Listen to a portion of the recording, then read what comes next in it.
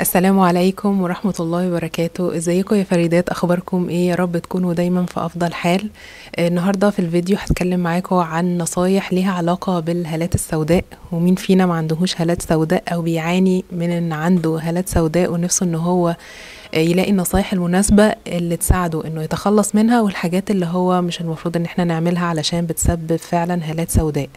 احنا كلنا ساعات بنصحى في يوم كده نحس ان احنا كأننا ما نمناش، بص في المراية، مين دي؟ دي باندا دي ولا ايه؟ ايه العينين المحلقة؟ ايه الانتفاخات اللي تحت العينين دي؟ انا كأني ما نمتش، انا تعبانة، انا مرهقة.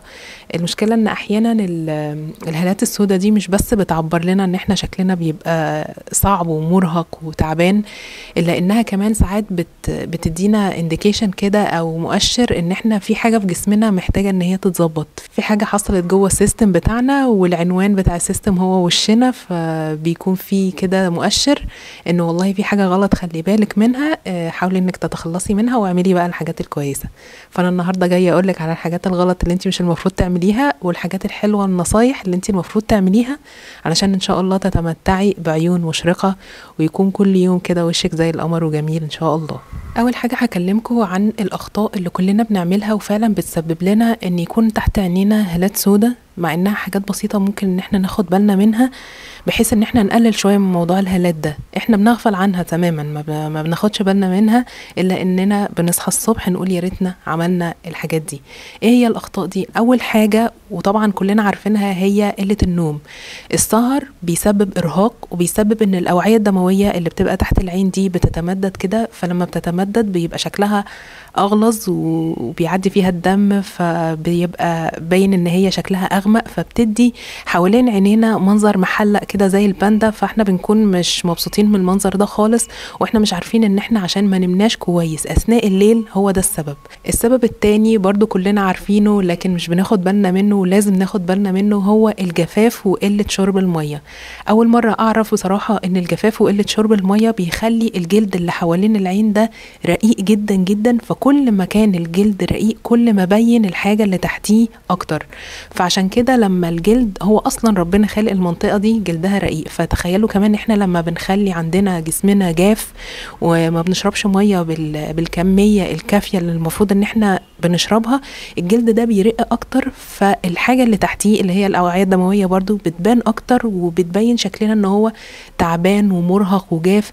وممكن كمان نكون معرضين لظهور التجاعيد او الخطوط اللي بتبقى في المنطقة دي. كل ما المنطقة كانت جافة كل ما التجاعيد دي ظهرت وبانت اكتر. عايزه اقولك ان الكريمات مش هتعمل التأثير اللي هتعمله المية، يعني المية هي الستيب رقم 1، بعد كده الستيب رقم 2 ان انت تستخدمي حاجات للعناية، لكن منتجات العناية او منتجات اللي بتخلي فيه ترطيب في المنطقة دي لازم تكون مبنية على الطوبة الأولانية اللي هي إنك تشربي مية بشكل كافي. الحاجة التالتة اللي احنا مش راحمين نفسنا منها خالص، وكل مادة للأسف احنا بنزيد وبنتمادى فيها، والخطأ ده شائع جدا، هو إن احنا بنستخدم الشاشات لفترة طويلة أثناء اليوم.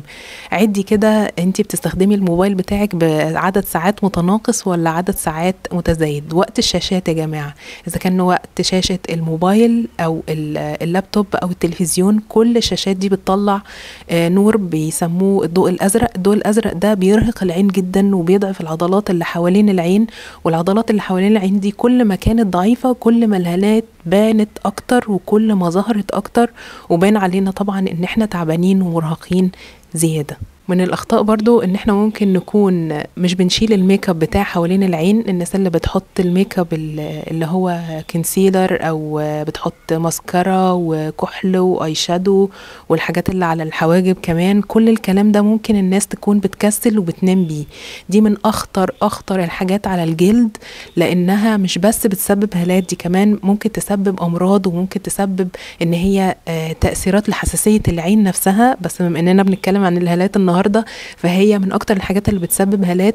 وانتي لو جربتي مرة انك تنامي بالميك اب بتاع العين التقيل ده، وتاني يوم صحيتي حتى شلتيه اول ما صحيتي على طول، برضو عينك مش هتكون بنفس الاشراقة والازدهار اللي هي كانت فيه لو كنتي نمتي من غير الميك اب ونضفتي منطقه حوالين عينك وحطيتي كده سيرم، حطيتي حاجه خفيفه من الكريم بحيث ان هي العين تسترجع كل الدمار اللي حصل من الميك اب عليها اثناء فترات النهار. فدي من الحاجات الاخطاء الشائعه جدا، وارجوكم يا جماعه ما تكسلوش في الموضوع ده. الخطأ الأخير اللي هتكلم معاكم فيه هو له علاقة بالحاجات اللي احنا بندخلها عن طريق بقنا، ان احنا بنتناول سكريات أو بنتناول كافيين كتير، الشاي والقهوة.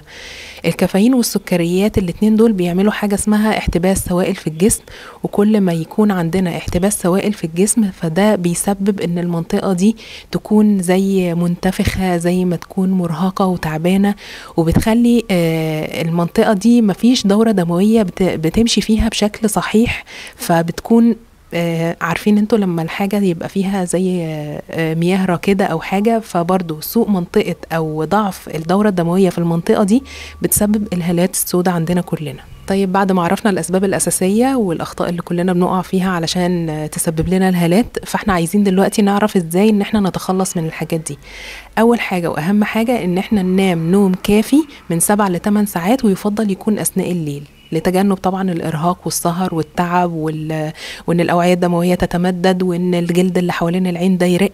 كل الحاجات دي هتختفي بالتدريج لو احنا تعودنا ان احنا ننام نوم كافي من 7 ل 8 ساعات. وما تقوليليش ما عنديش وقت، لان كلنا بنسهر على الموبايل، فبرضو لما ننام نوم كافي فاحنا هنتجنب كمان الوقت بتاع الشاشات الزرقاء اللي بتأثر على الدورة الدموية في المنطقة دي. فالنوم هيضرب لنا كذا عصفور بنفس الحجر، ان احنا ننام نوم كافي. ده كمان هيجنبنا الإجهاد والتعب المستمر اللي احنا بنحس بيه علشان الهالات تخف شوية. والحاجة التانية اللي عايزة أوصيكوا بيها ان الإنسان بيحتاج 2 لتر مية أثناء اليوم. فاللي عنده هالات سودة أكيد مش هيقدر إن هو يشرب 2 لتر والهالات هتروح، لازم إن هو يشرب أكتر شوية. وتحاولوا إن انتوا تخلوا المية دي مش إن انتوا تشربوا كمية كبيرة مرة واحدة وتقعدوا عليها 2 أو 3 اشربوا كمية صغيرة كل ربع ساعة أو كل نص ساعة. ده هيقلل شوية من المرات ان انتوا بتخرجوا فيها المية من جسمكم، وكمان هيحفز الجسم او الخلايا بتاعتكم ان هي تحتفظ بالمية فترة اطول، فتقدر الخلايا دي تستفيد بيها والجسم يستفيد بيها. فاشربوا اكتر من 2 لتر بشوية لو انتوا اوريدي عندكم هالات سودة محتاجين ان هي تفتح وتترطب وتبقى افضل بكتير المنطقة حوالين العين. في حاجات بقى ممكن ان احنا نستخدمها على المنطقة دي وتقلل من الهالات. زي ايه؟ اول حاجة هي الكمادات الباردة، منها كمادات الشاي الأخضر أو كمادات الكاموميل أو الكمادات المياه العادية، بس تكون مياه باردة كده ساقعة شوية يعني، عشان دي هتحفز الدورة الدموية وهتقلل كمان من الأوعية الدموية إن هي تبقى منبسطة كده فهتقل شوية. كل ده هيساعد في إن المنطقة دي يكون فيها دورة دموية أحسن، ويكون كمان لونها أفتح ورايق أكتر.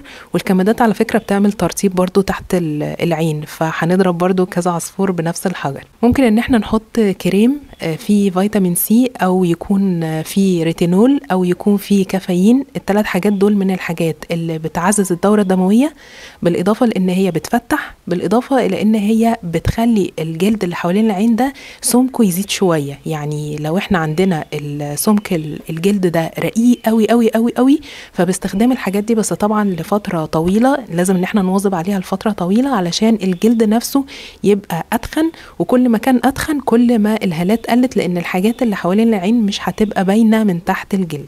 وما تنسيش ان انت بعد ما تحطي السيرم او الكريم تحت العين حوالين العين كده في المنطقه دي علشان تحت العين، هتعملي مساج بطريقه لطيفه جدا. ممكن تستخدمي صوابعك، ممكن تستخدمي اي اداه من الادوات اللي هي بتعمل المساج، بس صوابعك يعني ما اثرتش في حاجه. هتبداي انك تعملي مساج يكون لطيف، بس لازم يكون فيه اي سيرم او كريم او نقطه زيت جنين القمح صغنطوطة جدا جدا جدا توزعيها على العينين الاتنين، ويكون المساج ده قبل النوم. الموضوع ده بيفرق كتير جدا. وممكن كمان زيت اللوز الحلو، لان المنطقة دي بتحتاج مساج من فترة للتانية لتعزيز الدورة الدموية. انتوا عارفين المنطقة اللي ما بيبقاش فيها مساج او المنطقة اللي ما بتتحركش في جسمنا بيقل او بيضعف فيها تدفق الدم. فاحنا علشان عايزين تدفق الدم يكون ماشي بشكل منتظم في المنطقة دي وان هي تبان افتح، لازم نعمل المساج. واخر نصيحة هو ان احنا ناكل اغذية تكون فيها مضادات للأكسدة، لأن مضادات الأكسدة بتفتح الجسم كله. مجرد ان احنا ناكل سلطة او ناكل الفيتامينات اللي هي موجودة في الخضار وفي الفواكه، الحاجات دي كل ما زودنا منها كل ما جلدنا بشكل عام بقى افضل، وكل ما المنطقة اللي حوالين عينينا كانت شكلها افضل وتكون من غير هالات سودة ان شاء الله، ويكون شكلنا مزدهر كده ومشرق وجميل. اتمنى يكون الفيديو بتاع النهاردة ده عجبكم وفادكم. ايه اكتر نصيحة عجبتكم اكتبوها لي في الكومنتس، واشوفكم ان شاء الله في فيديو جديد. شكرا ليكم، سلام عليكم.